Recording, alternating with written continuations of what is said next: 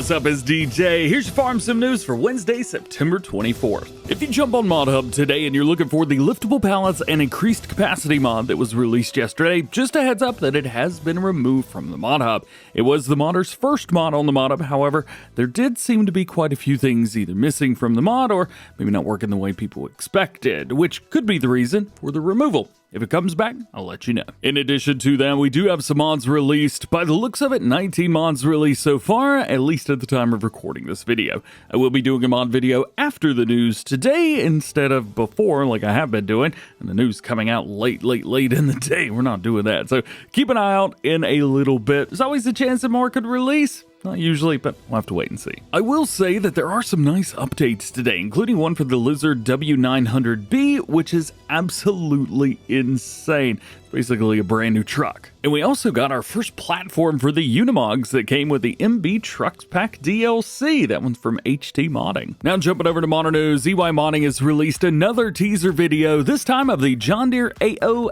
AR. This is a new mod in EY's portfolio, and it's a refreshing change from all of the returning mods that we get to see all the time. It's got a 26 horsepower engine, and the engine customization is where you choose between the AO and AR models. Notably, the AR version has a more pronounced exhaust and intake on the front of the hood, where the AO version has covers on those spots. If there's anything like any of AY's other mods, well, these are going to be available for all platforms and pretty epic once released. Next up, Aaron Modding and the Weekend Farmers are hard at work on an update to their MAN TGX Hooklift truck. They say that it's being completely rebuilt and is going to have the same measurements as the MB Trucks DLC stuff. That way, all the containers fit more smoothly. It also comes complete with a new suspension system and a new hook lift. The version that's on ModHub right now works fine, so you can use that if you would like, and it's pretty cool mod at that. However, they are taking it from a 10 up to 11. Turn it all the way up. Some great news from Rooster Mods today is their Parker 4000 Gravity Wagon is coming back. This classic wagon could hold up to 475 bushels,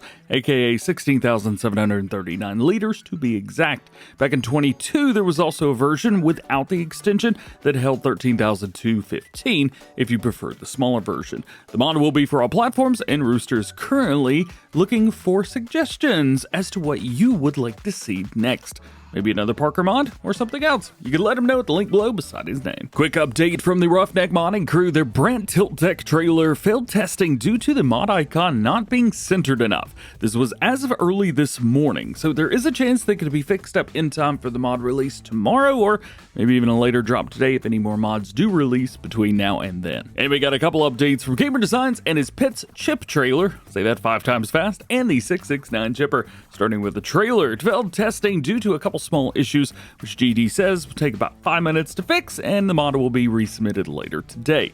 As for the 669 chipper, it is currently in console testing, which is the last step before released. It's a monster mod, and I know many of you guys are ready for it, including myself. Hopefully, won't be too much longer. We got a couple updates today, and maybe a teaser of what's to come from Ross in Mods, as their Taylor Attachments Viper Pack has been submitted for testing on all platforms. The pack does include a silage rake, which is compatible with tail handler, wheel loader, and 3-point attachment per their provided screenshots. And secondly, you may have seen that JCB announced that they're going to be making a Fast Track 6000 series. Now, not a lot is known spec-wise yet, but I would assume it sits between the 4000 and 8000 that we already have. Shocker, I'm sure.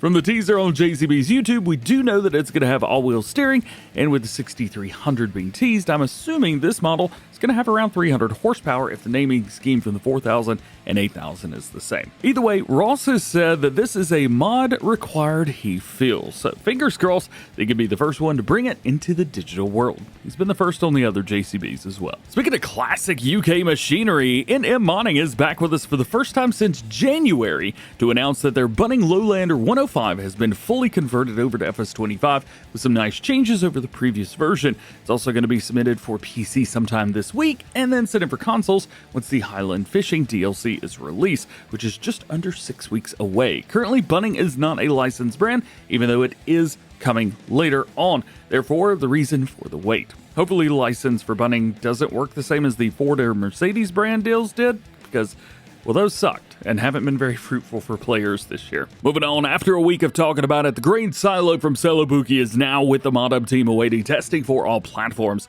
The silo will remain a regular grain silo and will not accept all bulk products, just like it is on Alma. However, green beans and peas were added, so that is good, along with all the other grains that a silo can hold.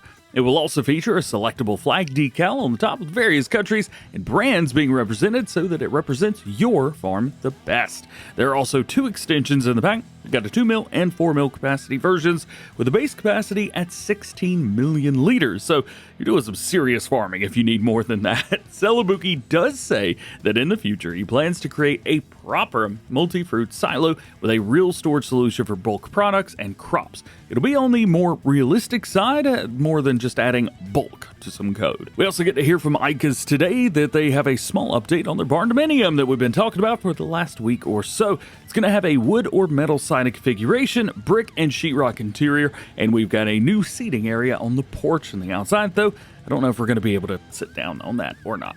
For today, that's all we got. And to finish off, we've got not 1, not 2, but 3 maps to talk about. First is Mr. Hector's Carpathian Countryside. He's adding a new food processing plant and a preserved food factory in a new area located right next to the BGA. It's basically one giant food factory, but still 2 separate factories gameplay-wise. Currently, they only produce base game products, but Mr. Hector will be adding other things like fries and pasta to them once it is out, maybe even more. Additionally, the orchards and greenhouses will be back on the map with a bit of more reworking done, but we don't have any specific information on those today, but we will hear about them in a future post. Secondly is Caster somewhere in Thuringia. This is a 4X, at least it was an FS22, however, they have tagged it as standard and crossplay, so looks like they're bringing the size down to work on consoles as well. A few screenshots have been posted this week showing off the town and some aerial views, but no more than that. Caster generally knocks any mod that they release out of the park, and I expect nothing less from this one. And lastly today, Irish Connor brings us some new screenshots from Bally Spring. Oh yeah, it's making its return to FS25. He does say that the map is coming along very nicely, and there are some new buildings that have been added for this one.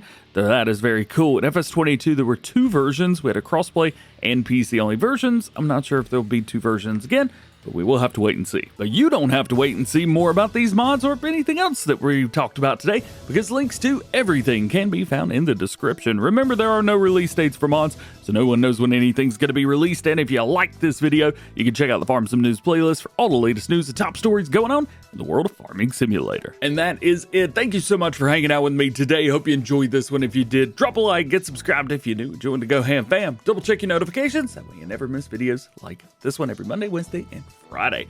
All being said, just hope you have a great day. We will see you later. Peace.